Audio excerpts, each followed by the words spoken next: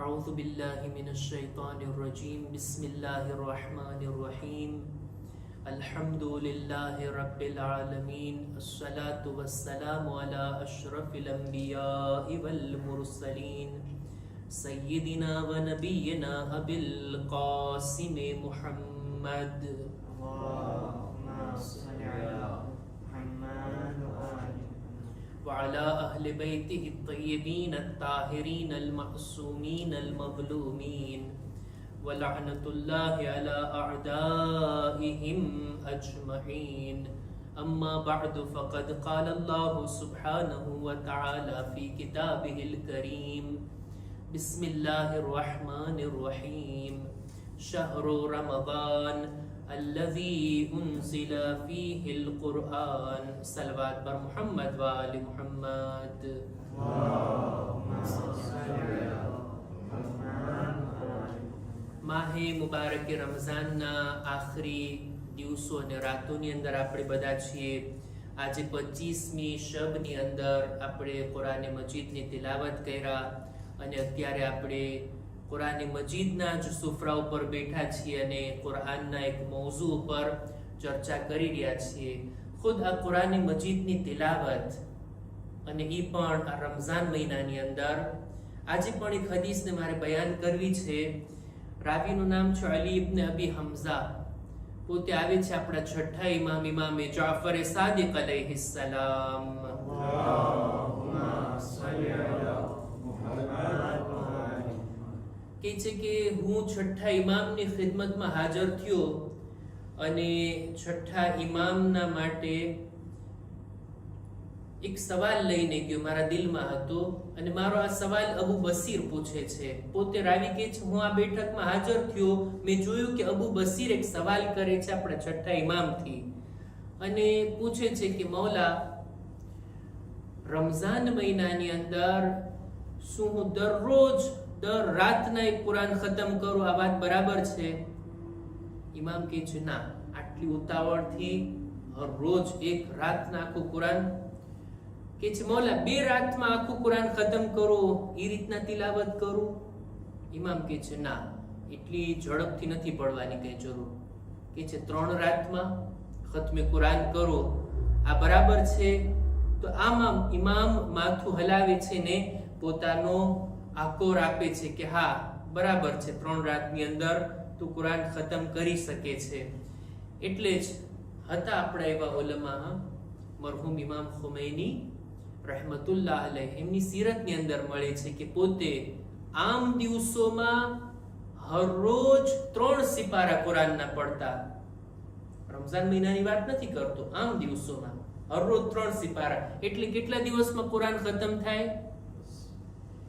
10 દિવસ. દર 10 દિવસે એનું એક કુરાન ખતમ થતું.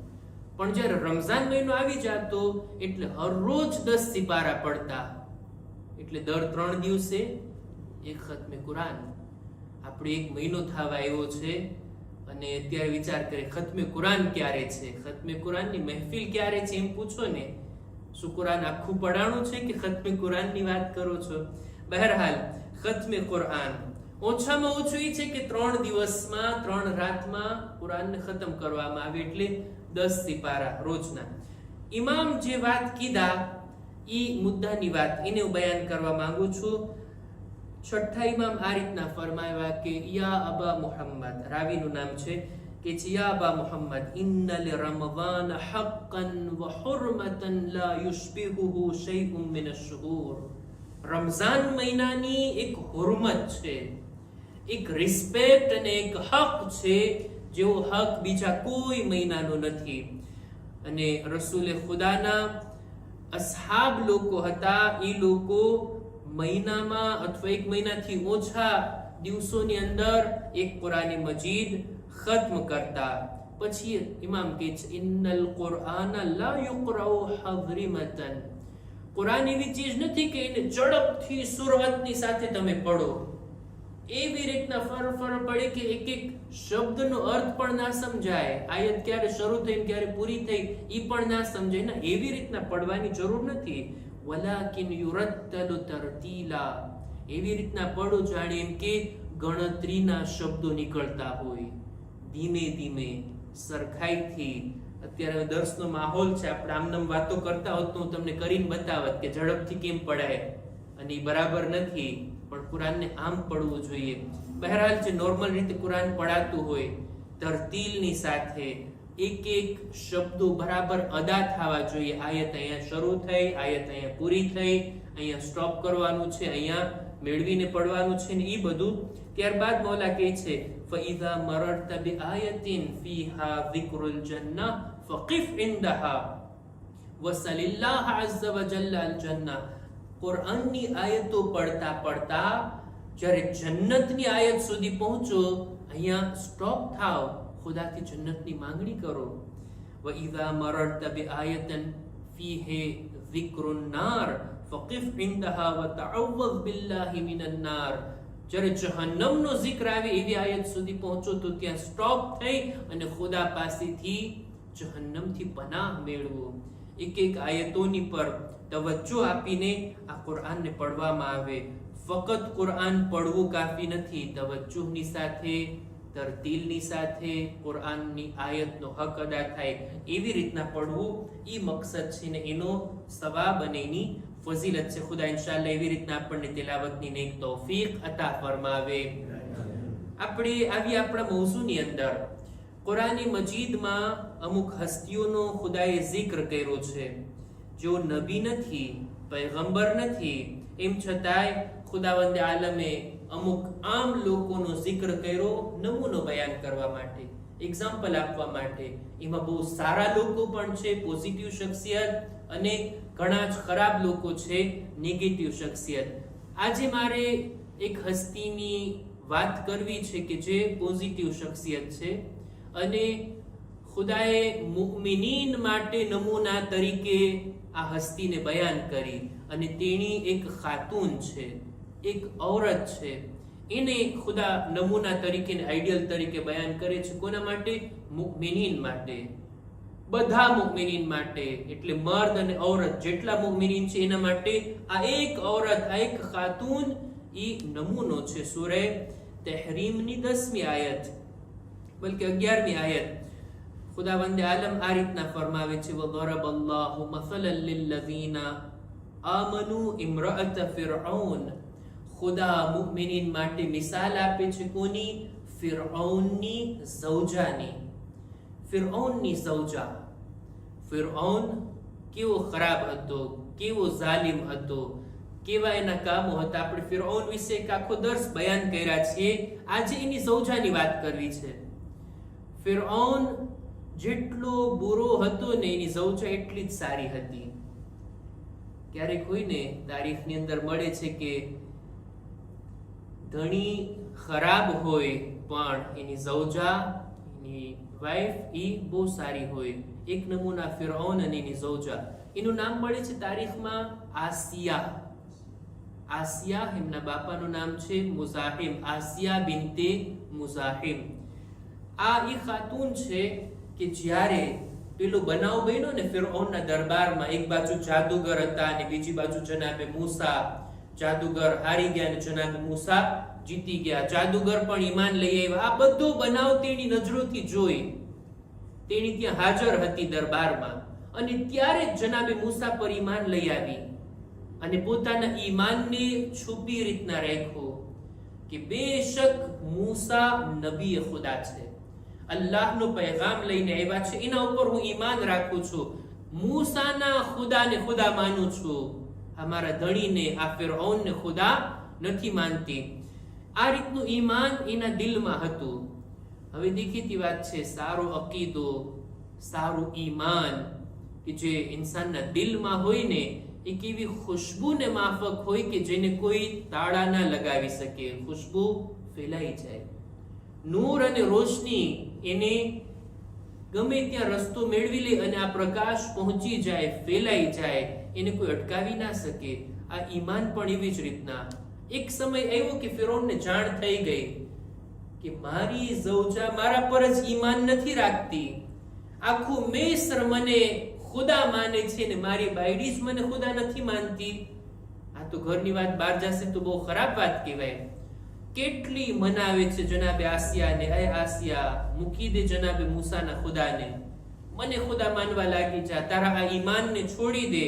પણ આ ખાતૂન નથી છોડતા. ના, મને હિદાયત મળી છે, નેક રસ્તો મળ્યો છે, હું એને જ ખુદા માનીશ, એના ઉપર જ ઈમાન લાવીશ, તને હું ખુદા નહીં માનું. અને આ રીતના જનાબે આસિયાને હવે ફિરૌન તકલીફ આપવાનું શરૂ કરે છે, પરેશાન કરવાનું શરૂ કરે છે.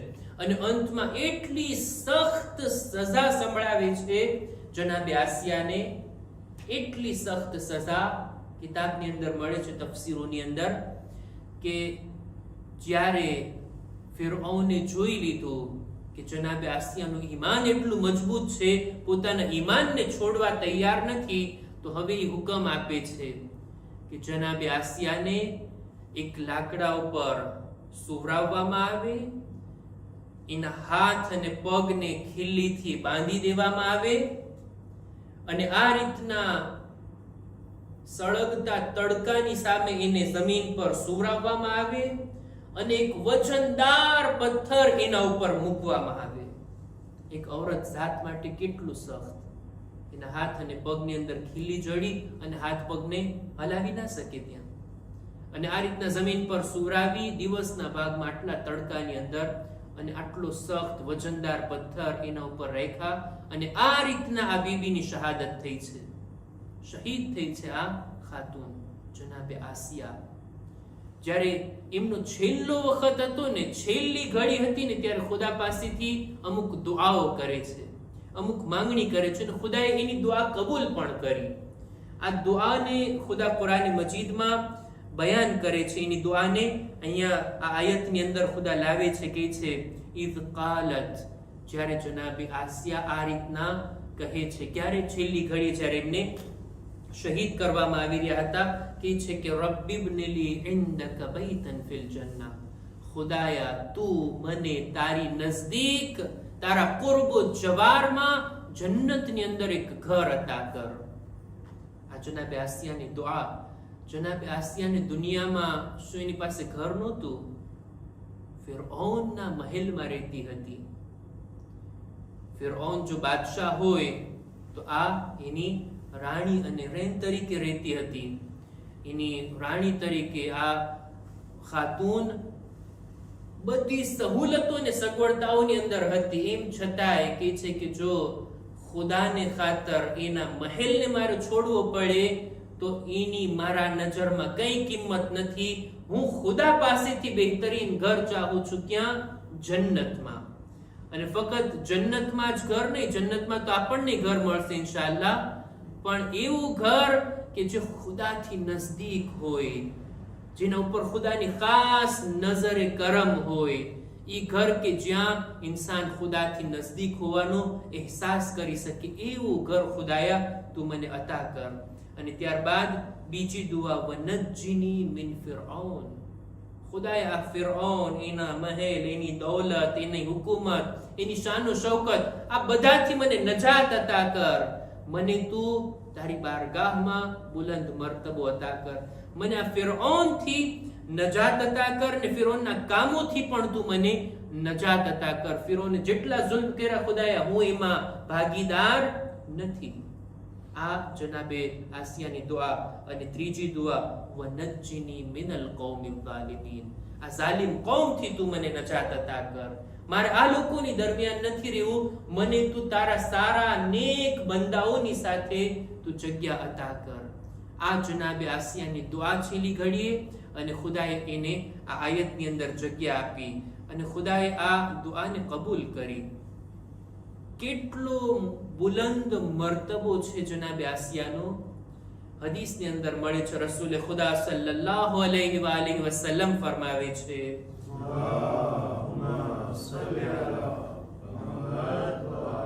ફરમાવે છે કે અફઝલુ નિસાએ અહલિલ જન્નહ, જન્નતની ઔરતોમાં સૌથી વધારે ફઝીલત રાખનારી આ ચાર ઔરતો છે, આ ચાર ખાતૂન છે. કઈ કઈ? સૌથી પહેલી ખદીજા બિન્ત ખુવૈલદ, જનાબે ખદીજા. બીજું વફાતિમા બિન્ત મુહમ્મદ સલામુલ્લાહ અલૈહા.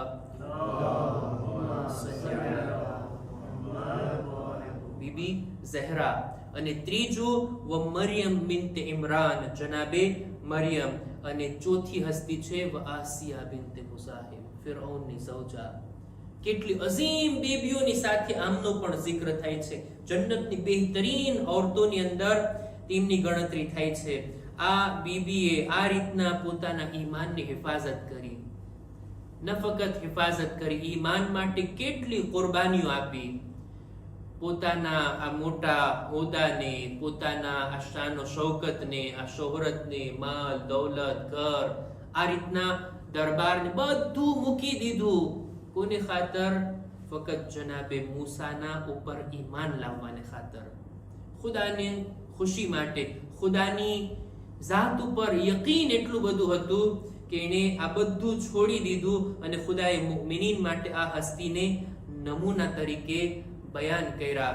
એ જ વાત કે જેને ગઈકાલે બયાન કરી હતી આજે પણ બયાન કરું. ક્યારેક લોકો એમ સમજતા હોય કે ભાઈ અમારે ત્યાં માહોલ આવો છે, અમારે ત્યાં ગામ આવું છે, લોકો આવા છે, મજમો આવો છે, કોમ આવી છે, વસ્તી આવી છે, તો એના હિસાબે અમે પણ એવા જ થઈ જઈએ. ફારસીની અંદર એક કહેવત છે, જો કે કહેવત સારા અર્થમાં નથી, કઈ વાત ખોટી છે. કહેવત આ છે, ખાહી નશવી રૂસવા હમ રંગ જમાઅત છો. એટલે શું? તમારે બધા કરતા અલગ નો દેખાવું હોય ને તો બધાની જેવા બનીને એની અંદર ભળી જાઓ. આ વાત ખોટી છે. આપણી ભાષામાં કહેવાય છે ને, જેવો દેશ એવો વેશ. કહેશું આપણે આપણા ઘરની ઓરતોને, જેવા દેશમાં આપણે રહીએ છીએ, થાય એવું સહી નથી. ઇસ્લામી કાયદા કાનૂન પ્રમાણે જો આપણે દીન ઉપર અમલ કરતા હોય, અહેલે બેતના ચાહવા વાળા હોય, તો પછી જેવા બધા લોકો છે એવા આપણે બની જઈએ. જનાબે આસિયા બિન્તે મુઝાહિમ, જેમની આપણે વાત કરીએ છીએ ને, એ તો ફિરૌનના દરબારમાં હતા.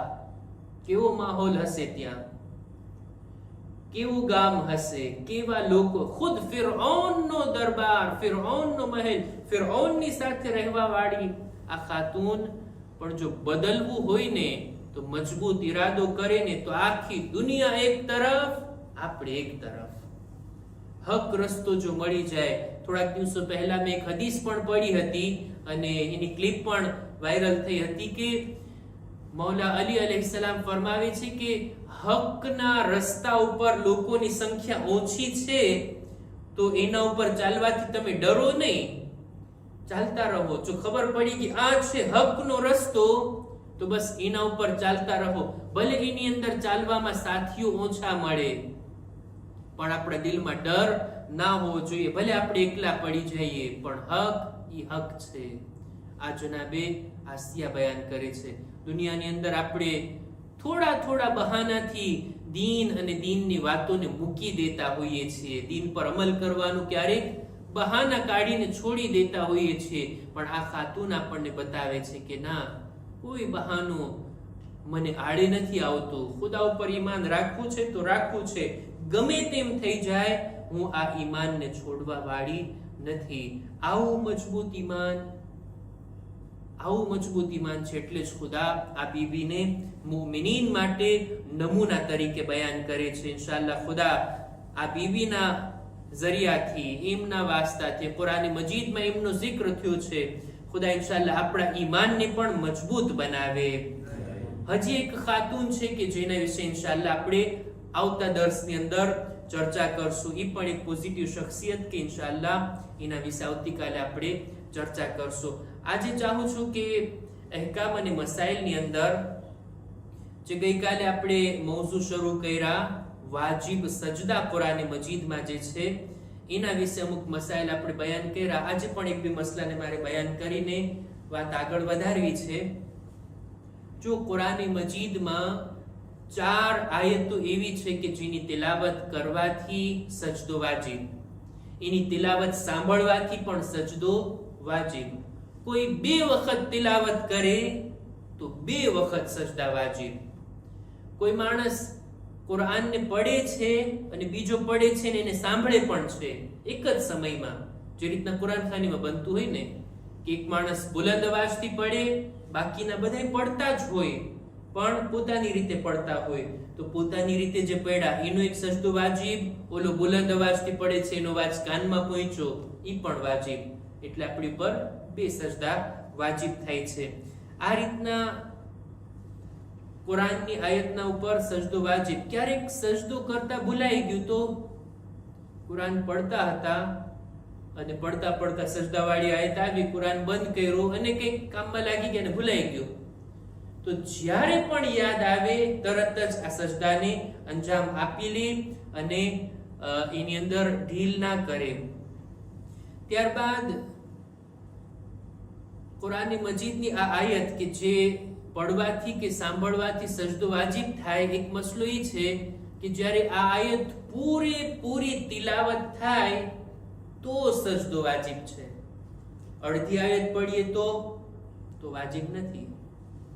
ખાલી ઈ આયતની અંદર સજદાનો એક શબ્દ છે જેના ઉપર સામાન્ય રીતે લીટી કરેલી હોય, ઈ શબ્દને વાંચીએ તો એ સજદો વાજીબ નથી થતો. આખી આયત જો પડવા કે સાંભળવામાં આવે તો આપણા ઉપર સજદો વાજીબ થાય છે.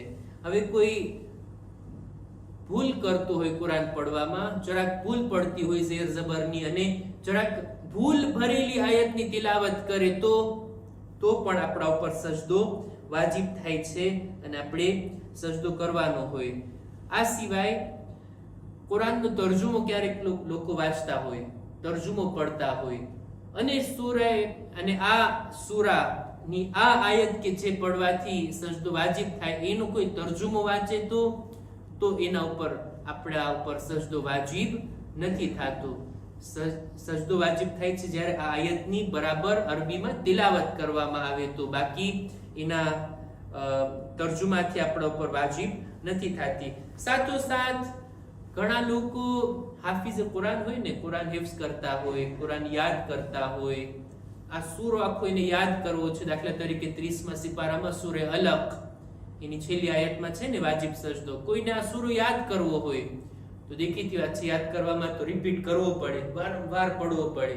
ક્યારેક જબાનથી આપણે પડતા હોય ને ક્યારેક જબાનથી ના પડતા હોય, મોઢું બંધ હોય, મગજમાં વિચાર કરતા હોય, વારંવાર મગજની અંદર આયતને રિપીટ કરતા હોય.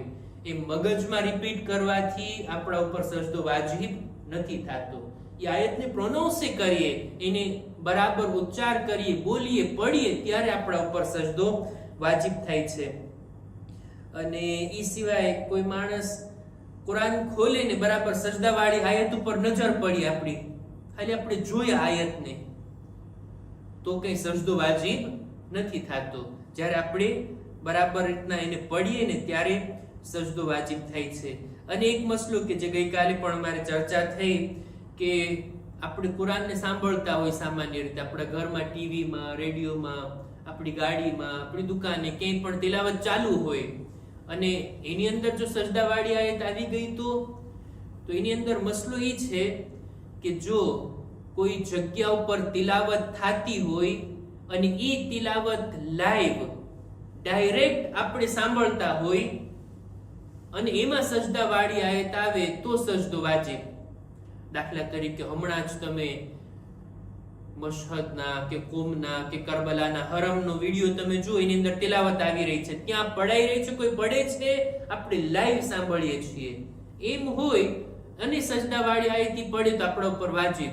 પણ જો પહેલેથી રેકોર્ડ કરેલી હોય, કેસેટની અંદર, સીડીની અંદર પહેલેથી એનું રેકોર્ડિંગ થયેલું છે અને એ જ ચાલી રહ્યું છે તો એ સાંભળવામાં આપણી ઉપર સજદો વાજીબ નથી થતો.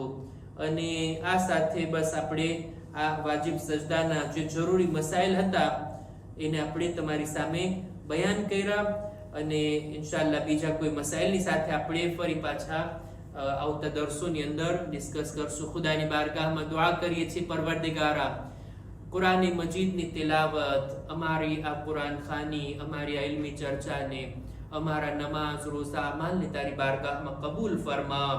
ખુદાયા અમારા મા બાપના ગુનાહોને માફ કર, અમારી ઔલાદને નેક તૌફીક અતા કર, નેક કામો કરવામાં, ગુનાહોથી બચવામાં તું અમારી મદદ કર. રમઝાન મહિનાના આખરી દિવસો અને રાતોની અંદર બહેતરીન બંદગી કરવાની અમોને નેક તૌફીક નસીબ કર. ઝમાનાના ઇમામના સુહુરમાં જલ્દી કરી અમારો શુમાર એમના સાથીઓમાં કર. ربنا تقبل منا إنك أنت السميع العليم